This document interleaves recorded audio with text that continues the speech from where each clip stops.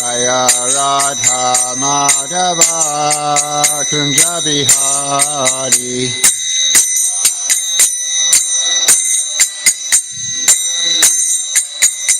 Jaya Gopi Jana Vallabha Girivaradari.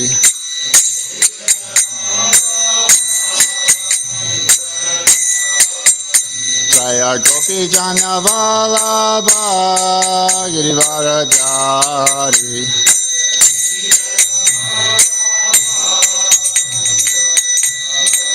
Jasoda Nandana Vrajana Ranjana. Jasoda Nandana Vrajana Ranjana.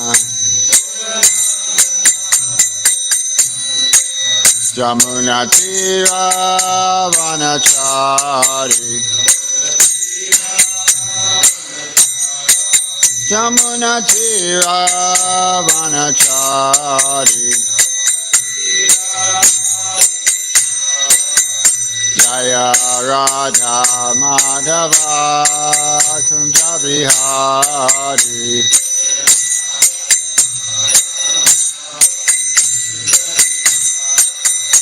Jaya Radha Madhava Kunja Bihari.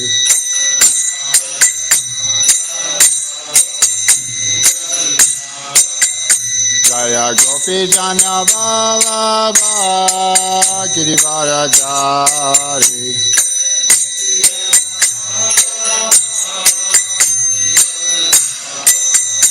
Jaya Gopi Jana Vallabha Girivaradari.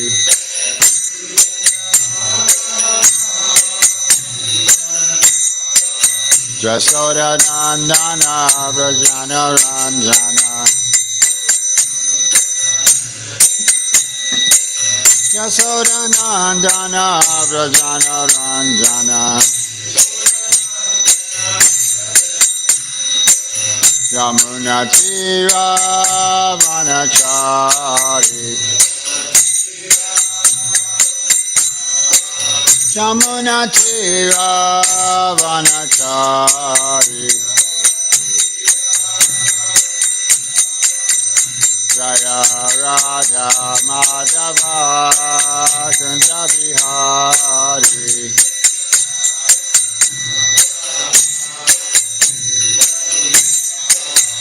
Jaya Radha Madhava Kunja Bihari.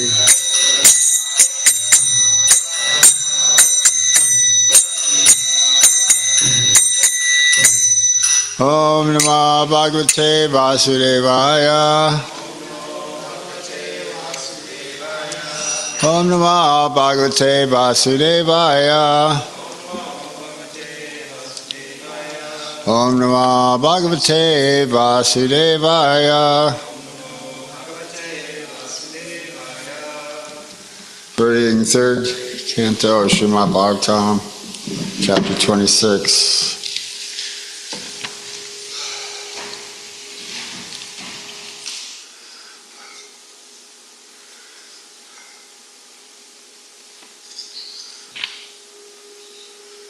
Okay, text 58. You have it on the board? Oh, okay. We don't need it, or you know where to get it? Oh, okay. There's a website. It's called Vedabase.com. VEDABASE. Then click on Srimad Bhagavatam.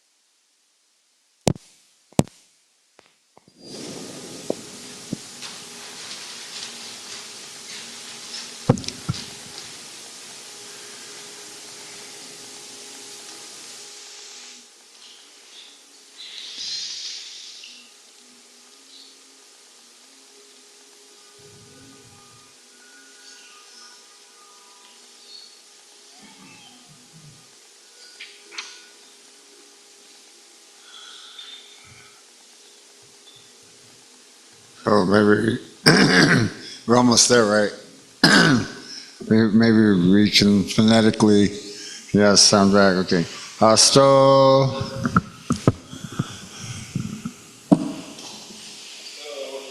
cha nirabidyitam balam tabhyam tata svarat paro cha nirabidyitam gatis tabhyam tato hari hasto cha nirabidyitam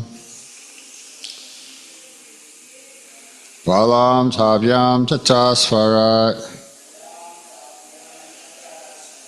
pado cha nirabidyitam gatis tabhyam tato hari hasto cha nirabidyitam balam tabhyam tata svarat pado cha nirabidyitam gatis tabhyam tato hari hasto cha nirabidyitam balam tabhyam tata svarat pado cha nirabidyitam gatis tabhyam tato hari.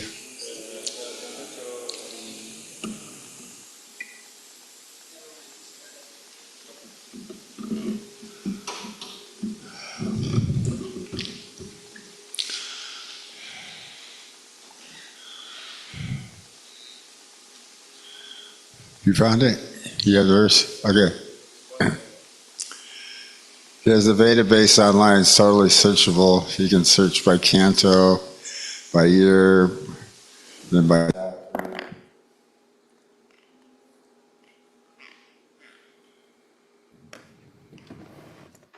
Okay, Maharaj, if you're available, we're ready.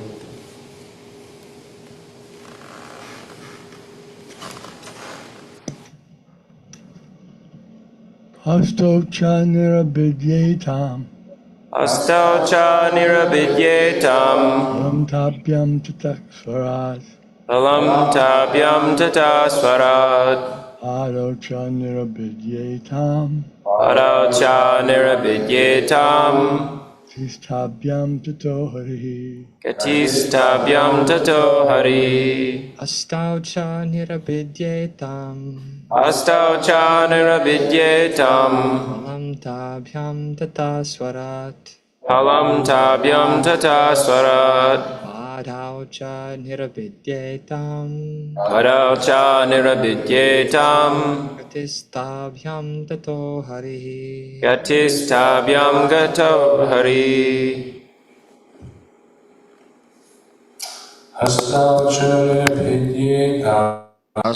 cha nirabidyetam balam tabhyam tata svarat balam tabhyam tata svarat padau cha nirabidyetam pado cha nirabidyetam gatis tabhyam tato hari gatis tabhyam tato hari Hastau cha nirabidyetam hasto cha nirabidyetam Balam tabhyam tata svarat balam tabhyam tata svarat Padau cha nirabidyetam pado cha nirabidyetam Gatis tabhyam tato hari gatis tabhyam tato hari Hasto cha nirabidyetam hasto cha nirabidyetam Balam tabhyam tata svarat balam tabhyam tata svarat Padau cha nirabidyetam pado cha nirabidyetam Gatis tabhyam tato hari gatis tabhyam tato hari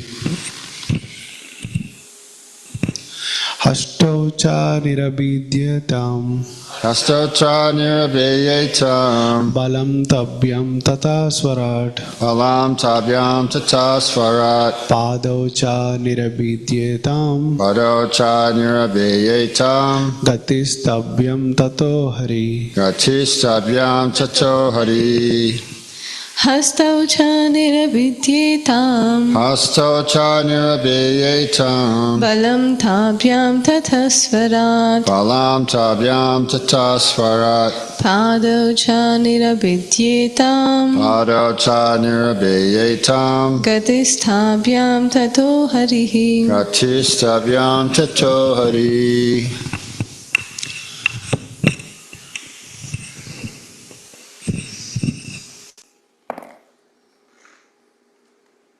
Okay, online. Hasto cha nirabhidyetam. Astau cha nirabidyetam. Balam tabhyam tatah swarat. Balam tabyam tata swarat. Pado cha nirabhidyetam. Padau cha nirabidyetam. Gatistabhyam tato harihi. Gatistabhyam tato hari. Okay. Great. Oh, chant word by word chant. Hasto. Astau. Hands. Cha and Nirabidyetam were manifested. Balam, power. Tabhyam, from them. Tata, thereafter. Swarat, Lord Indra. Pado, the 2 feet. Cha and Nirabidyetam became manifested. Gati, the process of movement. Tabyam, from them. Tata, then. Hari, Lord Vishnu. Translation and purport by His Divine Grace A.C. Bhaktivedanta Swami Srila Prabhupada. Thereafter, the 2 hands of the universal form of the Lord became manifested, and with them the power of grasping and dropping things. And after that, Lord Indra appeared. Next, the legs became manifested, and with them the process of movement. And after that, Lord Vishnu appeared. The deity presiding over the hands is Indra, and the presiding deity of movement is the Supreme Personality of Godhead, Vishnu. Vishnu appeared on the appearance of the legs of the Virat Purusha. So I'll just read the next few verses in the purport. These are really short. Text 59. Nadyo asya banyanta tapyo lohitam abritam nadyastata samabhavan udaram nirabidyata. The veins of the universal body became manifested, and thereafter the red corpuscles, or blood.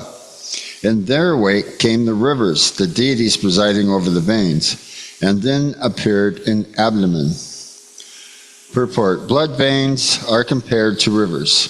When the veins were manifested in the universal form, the rivers in the various planets were also manifested. The controlling deity of the rivers is also the controlling deity of the nervous system. In Ayurvedic treatment, those who are suffering from the disease of nervous instability are recommended to take a bath by dipping into a flowing river. Text 60. Shupishte tata satam samudras tuv etayor abut atasha hridayam vinam hridayan manuditam. Next grew feelings of hunger and thirst, and in their wake came the manifestation of the oceans. Then a heart became manifest, and in the wake of the heart the mind appeared. Purport. The ocean is considered to be the presiding deity of the abdomen, where the feelings of hunger and thirst originate. When there is an irregularity in hunger and thirst, one is advised, according to Ayurvedic treatment, to take a bath in the ocean. Text 61. Manasas chandrama jato budhir giram pati ahankara sato rudhas chitam chaitas to bhavat. After the mind, the moon appeared. Intelligence appeared next. And after intelligence, Lord Brahma appeared. Then the false ego appeared, and then Lord Shiva. And after the appearance of Lord Shiva came consciousness, and the deity presiding over consciousness. Purport. The moon appeared after the appearance of the mind, and this indicates that the moon is the presiding deity of mind. Similarly, Lord Brahma, appearing after intelligence, is the presiding deity of intelligence. And Lord Shiva, who appears after false ego, is the presiding deity of false ego. In other words, it is indicated that the moon god is in the mode of goodness, whereas Lord Brahma is in the mode of passion, and Lord Shiva is in the mode of ignorance. The appearance of consciousness after the appearance of false ego indicates that, from the beginning, material consciousness is under the mode of ignorance, and that one therefore has to purify himself by purifying his consciousness. This purificatory process is called Krishna consciousness. As soon as the consciousness is purified, the false ego disappears. Identification of the body with the self is called false identification or false ego. Lord Chaitanya confirms this in the Shastastika. He states that the first result of chanting the Maha Mantra Hare Krishna is that dirt is cleared from the consciousness or the mirror of the mind, and then at once the blazing fire of material existence is over. The blazing fire of material existence is due to false ego. But as soon as the false ego is removed, one can understand his real identity. At that point, he is actually liberated from the clutches of Maya. As soon as one is freed from the clutches of false ego, his intelligence also becomes purified. And then his mind is always engaged upon the lotus feet of the Supreme Personality of Godhead. The Supreme Personality of Godhead appeared on the full moon day as Gaura Chandra, or the spotless transcendental moon. The material moon has spots on it, but on the transcendental moon, Gaura Chandra, there are no spots. In order to fix the purified mind in the service of the Supreme Lord, one has to worship the spotless moon, Gaura Chandra. Those who are materially passionate, or those who want to exhibit their intelligence for material advancement in life, are generally worshippers of Lord Brahma, and persons who are in the mode of gross ignorance of identifying with the body worship Lord Shiva. Materials like Hiranyakashipu and Ravana are worshippers of Lord Brahma or Lord Shiva. But Prahlad and other devotees in the service of Krishna consciousness worship the Supreme Lord, the Personality of Godhead. So these are some good verses here. So now Lord Kapila Dev is explaining the process of creation and the material elements and the qualities of the material elements. And now he's explaining how the Lord Virat Purusha, he enters into the material creation, enters into the universal form. So that way the life in the universe becomes manifest. As otherwise, then the universe, it still can't act on its own. It still has no life. So it has to act by the touch of spirit, by the Supreme Spirit. So the Supreme Lord, Prabhupada explains, he enters into the Virat Rup as the universal form. It is Lord Vishnu in the heart of every living entity within each and every atom. So Lord Brahma, he's not influenced by the mode of passion, and Lord Shiva's not influenced by the mode of ignorance, but they're the demigods of the mode of passion and the mode of ignorance. So like Lord Shiva is actually a great Vaishnava, actually the greatest Vaishnava. And Lord Brahma, of course, before he even creates, he's a secondary creator. Krishna initiated him into the Gayatri mantra and exhibited his own form, his pastimes, and his abode, the Brahma, which Brahma writes in his Brahma Samhita. And there's the form of the Lord, the color, the tone of the hue of his darkened hue, like the darkened monsoon clouds wearing a peacock's feather. So his form is revealed, and his activities are revealed. And Vishnu, now Vishnu is transcendental to the demigods. Right, it's an offense to consider the names of demigods like Indra, Brahma, or Shiva to be equal to or independent of the holy names of the Lord Vishnu. And Vishnu is the demigod of the mode of goodness.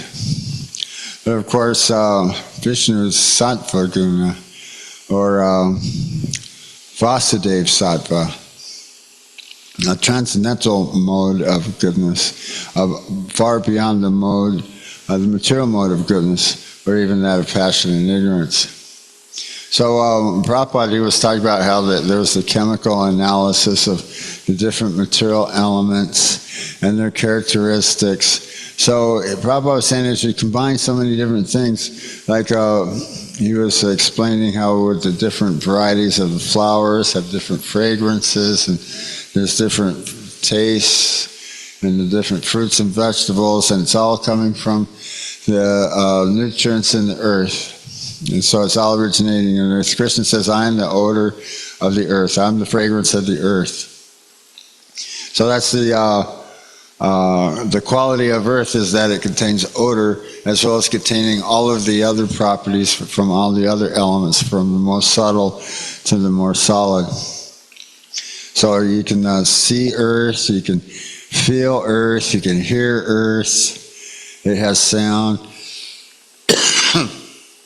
And so it has everything. It has form.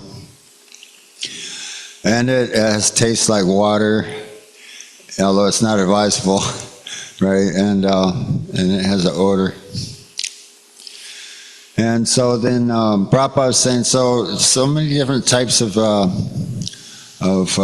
combinations. And so everything that we actually see, whether it's living or organic, biological, what we're seeing, it's a combination of these forms. Anything that's a living form has a mind, intelligence, false ego, and everything else is a combination of earth and water and fire and air, and it's situated within space. So he said, you take fat. He said, how to make soap. He said, you take fat. And then I think he said soda up bicarbonate. But then he said, later on, he says, you take the soda and the fat and you mix together and it makes soap, right? And all three of these ingredients are completely different from each other. You know, if you kind of notice, but he said, Prabhu said, but that's the chemical reaction, is that it makes soap. So, how can we go to figure this out? Everything's arranged by the Supreme Personality of Godhead in such a way.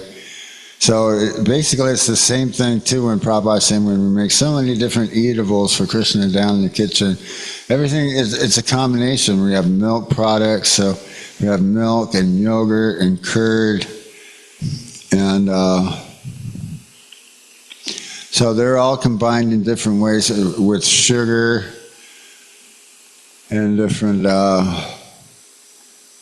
spices, sugar, cinnamon, cardamom, nutmeg, clove, right?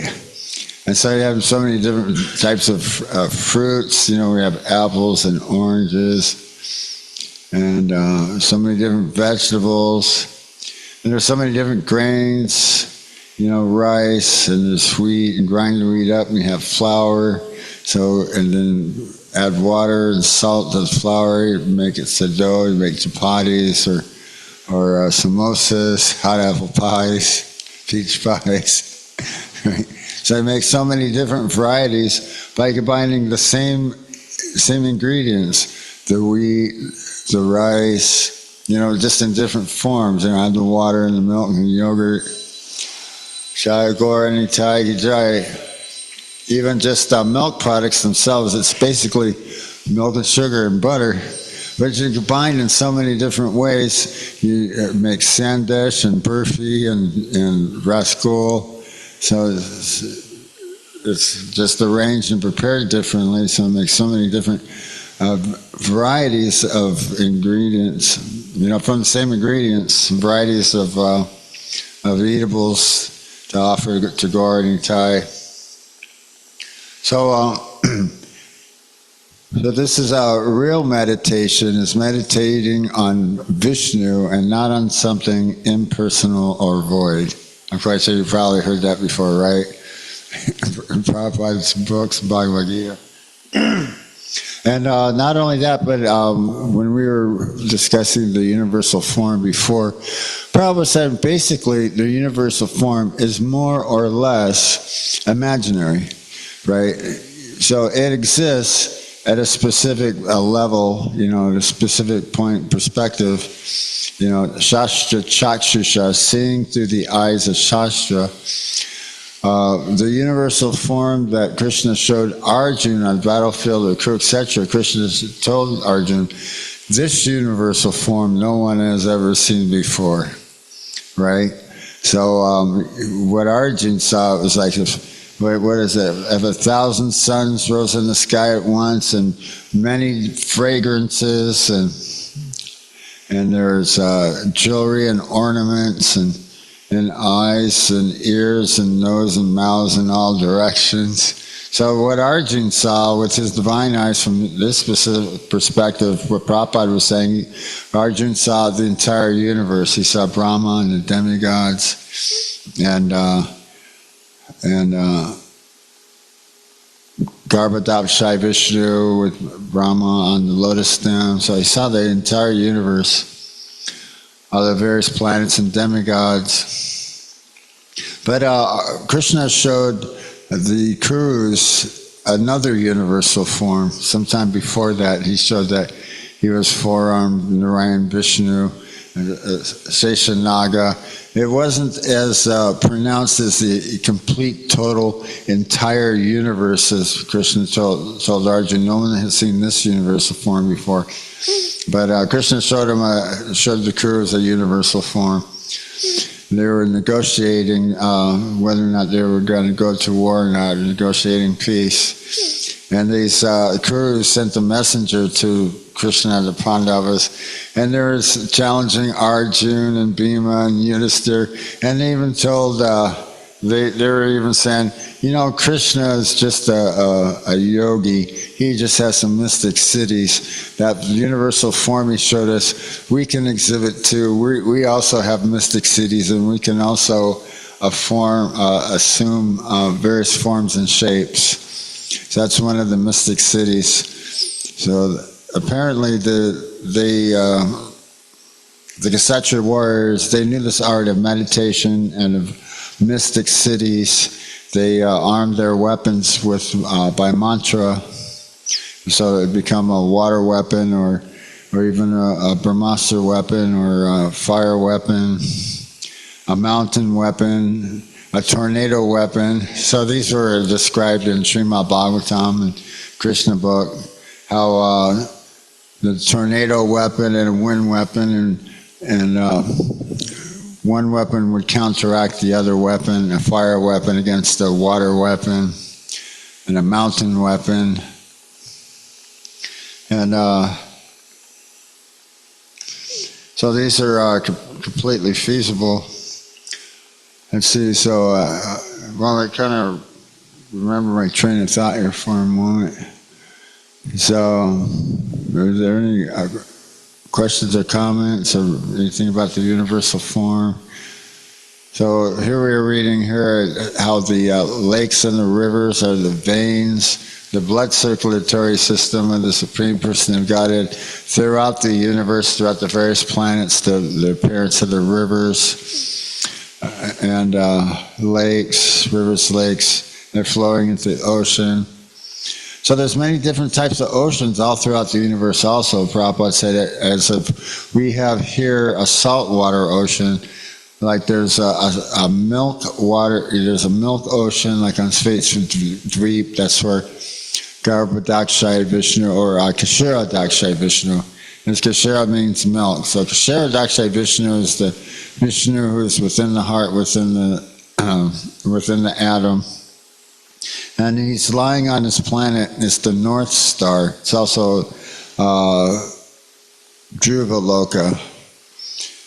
And he's laying on the milk ocean. And the demigods, when they want to pray to the Lord, usually if he's going to incarnate within the material world, they go to Svetadvipa on the shore of the milk ocean and chant the Purusha Shukta prayers, just like this is explained in Krishna book.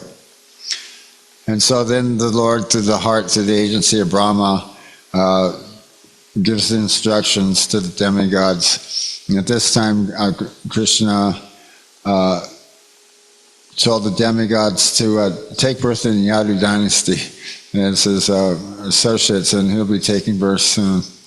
So Krishna, and he comes with his associates, the demigods, and his most intimate associates from the spiritual world.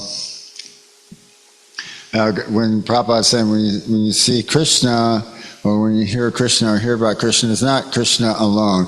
It's always Krishna either with a cow, with his devotees, with Radharani, with the cowherd boys, with Mother Jasoda, the Nanda Maharaj, the cowherd villagers. So Krishna is never alone. He's with the tree. He's under the tree. Right? So that's the process of the principle. So it was also explained that the reason why the Virat Rup, or the universal form of the Lord, is taught is that it brings one to the personal conception of the Supreme Personality of Godhead, and it purifies the consciousness. It brings the consciousness into the mode of goodness. So it's get to hear about the universal form and meditate on the universal form of the Lord. Prabhupada says it's a form that's more or less imaginary, but at one specific point, one specific level, it exists. The way that Arjuna saw it is a total universe. The way that we see the universe is in an abstract way. It's barren, lifeless, dust and rocks. We can't even find any hydrogen or water, or they think they're finding some metallic objects, or so they want to know what's the origin or chemical composition of the specific metallic substances, or try to at least find a fossil, millions of year-old fossils on another planet on Mars that at least gives some sort of suggestion to some kind of an amino acid, or some sort of suggestion to some sort of evidence that there was some kind of biological life, something biological at least, right? So I think they think they found a microscopic fossilized organism. So. But that's the extent of how we're seeing the universe. Where Arjun's seeing the universe: eyes, mouths, ears, fragrances, thousands of suns, right?